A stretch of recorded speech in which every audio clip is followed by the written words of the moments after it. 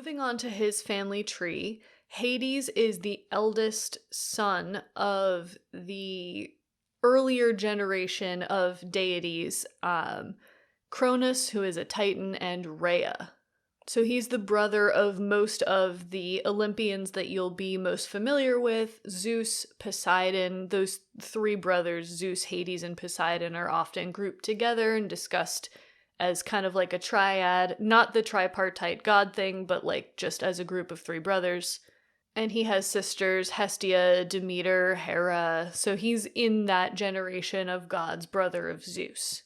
If you're familiar with the story of how this group of gods comes to power, Cronus, their father, is afraid of them because he thinks that they're going to overthrow them, and so he swallows them whole to prevent them from growing up and taking power.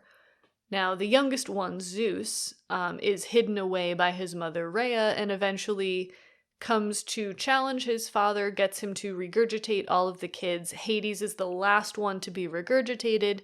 And then there's the Titanomachy, which is the battle, or I guess it's a war, not a battle, between the gods, like the Olympian gods, Zeus and his siblings, and the previous generation of Titans. The gods end up winning, and they end up imprisoning the Titans down in Tartarus, which eventually is the realm that Hades will come to rule over, in addition to the rest of the underworld. So after the Titanomachy is over, the three brothers, Zeus, Poseidon, and Hades, decide who is going to rule over what parts of the universe. So Zeus gets the sky, Olympus, the sort of celestial realms. Poseidon gets the ocean, and Hades gets the underworld. So this is how Hades comes to be the ruler of the underworld, and he basically goes down there and never comes up again, except for in a couple of stories where he'll pop up for a minute, and then that's it, then he goes back down.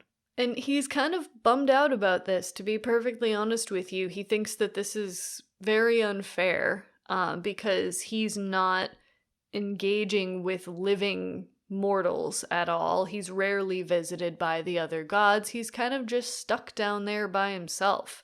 So this will play into his mythology as we get into it a little bit later on. And if you've been around for a while, you already know what I'm going to talk about. I'm going to talk about Persephone, but we'll get there.